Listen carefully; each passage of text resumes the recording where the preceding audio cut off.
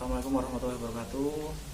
Saya dari kelompok 8 Muhammad Afif Rusadi akan menjelaskan tentang apa itu perkembangan revolusi industri terhadap munculnya new media. Jadi percepatan perkembangan teknologi media merupakan salah satu fenomena yang mendominasi peradaban manusia.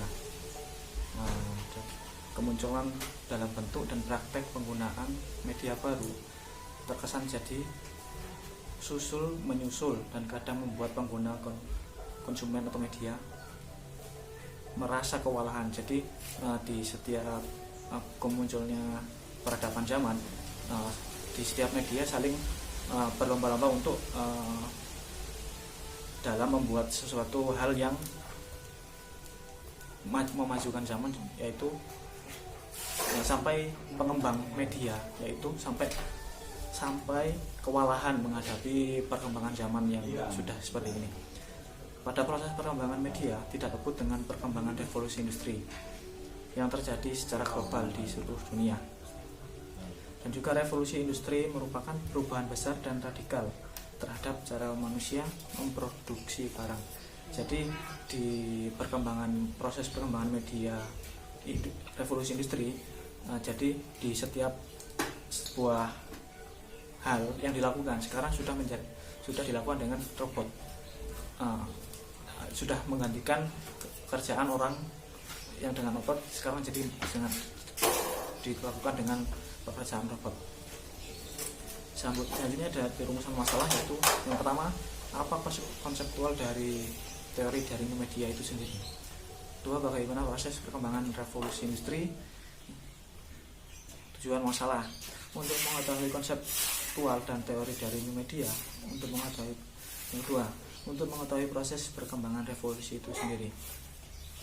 Saya akan menjelaskan tentang pembahasan sekilas tentang pembahasan konseptual dan teori new media. Ketika berbicara tentang new media, maka tidak melepas dari media lama. Jadi sebelum adanya media baru, itu pasti ada media lama. Dalam artian kelahiran dan perkembangan media baru diawali oleh kelahiran dan perkembangan teknologi media lama. Jadi adanya perkembangan dari media lama menjadi media baru yang lebih modern dari sekarang. Perkembangan teknologi membawa banyak perubahan pada kehidupan manusia pada zaman modern yang sekarang. Akses informasi semakin cepat, pekerjaan semakin mudah dilakukan, belajar menjadi lebih mudah, dan berbagai macam keunggulan lainnya. Tapi perkembangan teknologi yang semakin pesat sekarang ini juga menimbulkan banyak dampak, mungkin dampak negatif, tepat terjadinya isu-isu hoax. Jadi kita harus meminimalisir informasi yang bersifat hoax dengan perkembangan zaman yang sekarang. Tentu ada pula dampak negatif, yaitu seperti tadi, budaya yang tidak sesuai dengan lokal. Jadi budaya kita sudah tergantikan dengan budaya barat, hilangnya tradisi dan juga sebagainya. Salah satu hal yang diikuti perkembangan zaman, perubahan teknologi adalah media massa. Jadi media yang berkembang seiring perkembangan zaman, yaitu media massa seperti internet, televisi, YouTube, dan juga media-media yang bersifat online atau digital. Terima kasih, itu dari saya. Mungkin dilanjutkan dari teman saya. Assalamualaikum warahmatullahi wabarakatuh. Assalamualaikum warahmatullahi wabarakatuh. Di sini saya akan menyampaikan kelanjutan presentasi dari Mas Afif. Selanjutnya terdapat beberapa pengertian mengenai media baru yang disampaikan oleh para ilmuwan, seperti yang pertama ada MC Quayle menjelaskan bahwa media baru adalah media telematik yang merupakan perangkat teknologi elektronik yang berbeda dengan pengguna yang berbeda pula. Perangkat media elektronik baru yang disebut ini mencakup beberapa sekumpulan sistem yang saling berhubungan untuk membentuk suatu kesatuan fungsi kinerja, meliputi sistem teknologi, sistem transmisi, sistem miniaturisasi, sistem penyimpanan, dan pencarian informasi. Yang kedua adalah Lev Manuvik dalam bukunya The New Media Reader menjelaskan bahwa Media baru adalah objek budaya dan paradigma baru dalam dunia media massa di tengah masyarakat. Dalam penyebarannya digunakan teknologi komputer dan melalui data digital yang dikendalikan oleh aplikasi tertentu. Selanjutnya ada teori new media yang dikemukakan para ahli berpijak pada sejarah perkembangan. Ada teknologi komunikasi dan perkembangan alat komunikasi, sehingga kita dapat melihat bahwa teknologi media dan komunikasi telah bergeser dengan begitu cepat. Konsep new media pada dasarnya adalah hasil dari budaya dunia yang maya dengan teknologi komputer modern. Data digital dikendalikan oleh software dan teknologi komunikasi terkini yang semakin berkembang pesat. Contohnya ada akses internet, subweb, CD-ROM.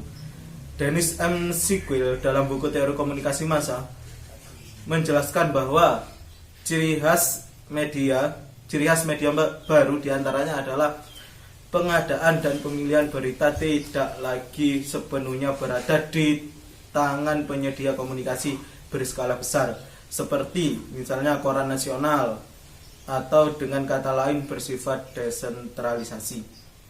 Ada 5 karakteristik new media. Di antaranya adalah 1. Digitalisasi. Digunakan untuk mengartikan kondisi kehidupan dalam budaya digital yang dianalogikan dengan modernitas dan postmodernitas. Yang kedua ada konvergensi. Konvergensi adalah penggabungan komunikasi massa cetak, televisi, radio, internet bersama dengan teknologi portable dan interaktif melalui berbagai platform media digital. Konvergensi media bertujuan memberikan pengalaman yang dinamis. Yang ketiga ada interaktivitas. Interaktivitas adalah proses komunikasi yang terjadi antara manusia dengan platform-platform media. Dengan karakteristik ini, new media bisa menghubungkan pesan-pesan yang terhubung satu sama lain. Yang keempat ada virtuality new. Virtuality new menjadi media juga menghadirkan virtuality. Adanya kehadiran dalam platform online yang memudahkan Anda untuk berhadapan langsung pada objek yang Anda hubungi secara virtual. Yang kelima ada hypertextuality. Hypertextuality merupakan inti dari dokumen internet dibuat oleh bahasa markup hypertext. Sederhana, new media berbeda dari media lama karena isi beritanya tidak bisa dikaitkan ke platform media tertentu. Oleh sebab itu, new media memiliki karakteristik hypertextuality. Tulisannya lebih dapat ditransfer dari perangkat ke perangkat. Informasi juga dapat disimpan secara elektronik daripada harus disimpan secara fisik. Sekian presentasi dari saya, selanjutnya dilanjutkan oleh teman saya Khalil Nawawi. Assalamualaikum warahmatullahi wabarakatuh. Di sini saya akan melanjutkan presentasi dari Muhammad Ihsan. Di slide kali ini saya akan menjelaskan tentang perkembangan revolusi industri. Revolusi industri terjadi pada periode antara tahun 1750 hingga 1850, di mana terjadi perubahan secara besar-besaran yang terjadi pada semua aspek kehidupan manusia. Revolusi industri dimulai dari Britania Raya, kemudian menyebar ke seluruh Eropa Barat, Amerika Utara, Jepang, setelah itu menyebar ke seluruh dunia. Revolusi industri menandai terjadinya titik balik besar dalam sejarah dunia. Hampir setiap aspek kehidupan sehari-hari dipengaruhi oleh revolusi industri. Pertama, kemajuan yang paling terasa adalah internet. Semua komputer tersambung ke sebuah jaringan bersama. Komputer juga semakin kecil sehingga bisa menjadi sebesar kepalan tangan kita. Makanya kita jadi punya yang namanya smartphone. Bukan cuma kita tersambung ke jaringan raksasa. Kedua, kemajuan teknologi juga menciptakan 1001 sensor baru. dan 1001 cara untuk memanfaatkan informasi yang didapat dari sensor-sensor tersebut yang merekam segalanya sampai 24 jam sehari. Informasi ini bahkan menyangkut kinerja pegawai manusia. Untuk yang ketiga, berhubungan dengan yang pertama dan kedua adalah cloud computing. Perhitungan rumit tetap memerlukan komputer canggih yang besar. Untuk yang terakhir, ini sebetulnya paling besar, yakni machine learning, atau bisa disebut mesin yang memiliki kemampuan untuk belajar. Jadi pada revolusi industri disebutkan bahwa setiap perubahan industri memiliki kelebihan dan kekurangan di setiap jenjangnya. Maka untuk menyempurnakan revolusi industri selanjutnya menggunakan revolusi sebelumnya sebagai dasar. Sekian dari saya, terima kasih. Perkembangan revolusi industri. Revolusi industri tercatat sudah 4 kali terjadi, di mana yang pertama yaitu revolusi industri 1.0. Di sini ditandai dengan adanya mesin uap yang ditemukan oleh James Watt pada tahun 1776. Pada revolusi industri 1.0 ini, yaitu proses yang dimulai dengan ditemukannya mesin uap dan digunakannya mesin uap dalam proses produksi barang. Penemuan ini penting sekali, karena sebelum adanya mesin uap, kita cuma bisa mengandalkan tenaga otot, tenaga air, dan tenaga angin untuk menggerakkan apapun. Jadi, karena kini tenaga mesin tidak dibatasi oleh otot, angin, dan air, maka terjadilah penghematan biaya dalam jumlah luar biasa di bidang produksi, transportasi, bahkan militer. Barang-barang yang diproduksi pun menjadi jauh lebih banyak, lebih murah, dan lebih mudah untuk didapatkan. Dari semua dampak positif yang dihasilkan dalam revolusi industri 1.0 ini, ternyata pada revolusi ini juga membawa dampak negatif, di mana dampak negatif dari revolusi industri ini yaitu seperti pencemaran lingkungan akibat asap mesin uap dan limbah-limbah pabrik. Selain itu, karena adanya mesin uap, maka terjadilah penjajahan di seluruh dunia, karena imperialisme Eropa takkan bisa menaklukkan Asia dan Afrika dengan cepat dan mudah tanpa tenaga mesin uap tadi.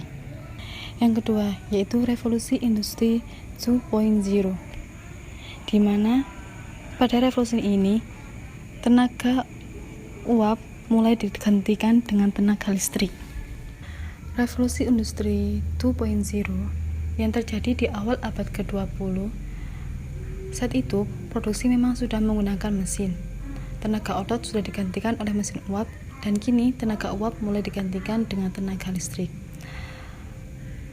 Revolusi terjadi dengan menciptakan lini produksi atau assembly line yang menggunakan ban berjalan atau conveyor belt di tahun 1913.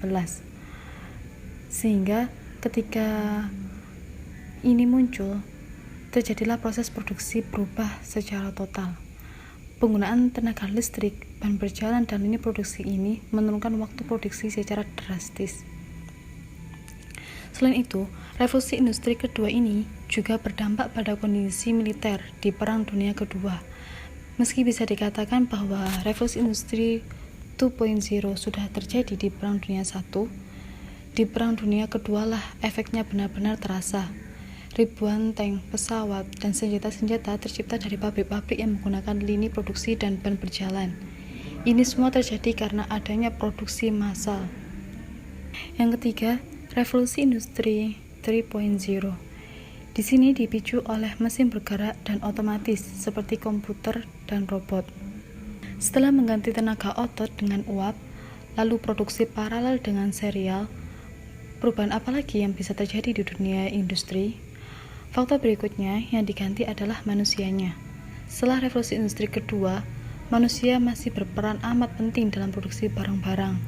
Revolusi industri ketiga mengubahnya. Setelah revolusi ini, abad industri pelan-pelan berakhir. Abad informasi dimulai. Kalau revolusi pertama dipicu oleh mesin uap, revolusi kedua dipicu oleh ban berjalan dan listrik, revolusi ketiga dipicu oleh mesin yang bergerak, yang berpikir secara otomatis, yaitu komputer dan robot. Salah satu komputer pertama yang dikembangkan di era Perang Dunia Kedua sebagai mesin untuk memecahkan kode buatan Nazi Jerman, yaitu komputer yang bisa diprogram pertama yang bernama Colossus, adalah mesin raksasa sebesar sebuah ruang tidur. Tidak punya RAM dan tidak bisa menerima perintah dari manusia melalui keyboard, apalagi touchscreen, tapi melalui pita kertas. Komputer purba ini juga membutuhkan listrik luar biasa besar, yaitu sekitar 8.500 watt. Namun, kemajuan teknologi komputer berkembang sangat cepat. Setelah Perang Dunia Kedua selesai, penemuan semikonduktor, disusul transistor, lalu integrated chip atau IC membuat ukuran komputer semakin kecil. Listrik yang dibutuhkan pun semakin sedikit, sementara kemampuan berhitungnya semakin meningkat. Kini, komputer menggantikan banyak manusia sebagai operator dan pengendali lini produksi, atau proses ini juga disebut sebagai otomatisasi, di mana semuanya menjadi serba otomatis, tidak memerlukan manusia lagi. Artinya, sekali lagi terjadi penurunan kelangkaan sumber daya manusia, terbebasnya ribuan tenaga kerja untuk pekerjaan-pekerjaan lain. Sering dengan kemajuan komputer, kemajuan mesin-mesin yang bisa dikendalikan komputer tersebut juga meningkat.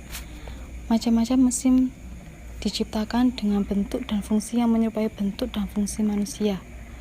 Komputer yang menjadi otaknya, robot yang menjadi tangannya, lalu pelan-pelan fungsi pekerja kasar dan pekerja manual menghilang.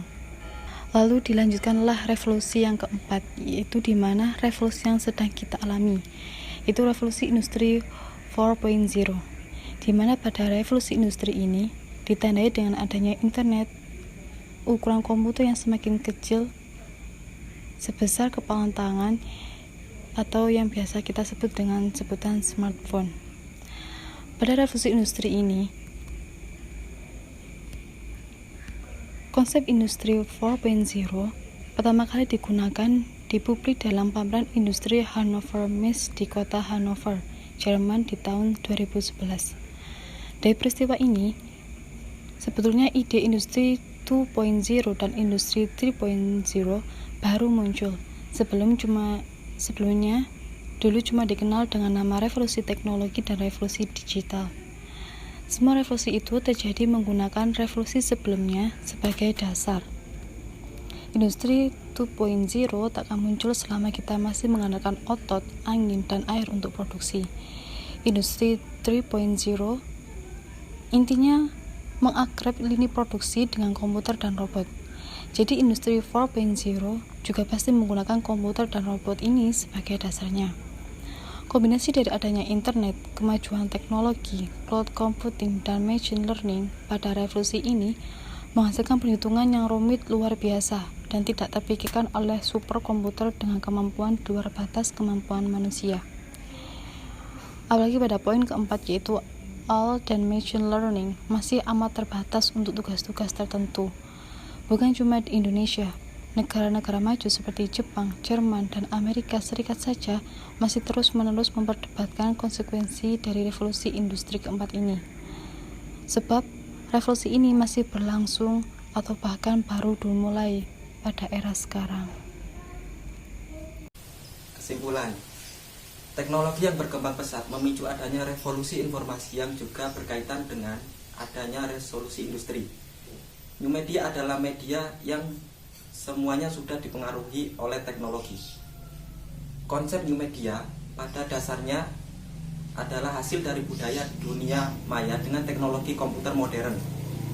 Sebagian besar teknologi yang dideskripsikan sebagai new media bersifat digital, seperti internet. Adapun kaitannya revolusi industri dengan new media di sini terdapat pada adanya komputer yang berukuran besar lalu menjadi komputer berukuran kecil dan mudah untuk dibawa kemana-mana. Selain itu, media baru seperti internet dan smartphone yang semakin memudahkan pekerjaan manusia. Saran, kita saat ini sedang dalam masa bersejarah pada saat revolusi industri keempat sedang dibicarakan. dipersiapkan dan didebatkan dan dimulai. Maka kita harus beradaptasi dengan revolusi industri 4.0. Revolusi industri telah berperan besar dalam perubahan orientasi kerja manusia. Pekerjaan yang semula dilakukan oleh manusia perlahan-lahan digantikan oleh mesin. Imbasnya banyak lapangan pekerjaan yang hilang dan digantikan oleh mesin. Dan kini memasuki revolusi industri 4.0, teknologi internet menjadi penentu seluruh aspek kerja manusia. Di era ini muncul teknologi yang mengandalkan basis data yang bisa tersambung satu sama lain melalui internet. Untuk itu, manusia di era ini harus membiasakan diri dengan teknologi internet dalam kinerja dan perspektifnya.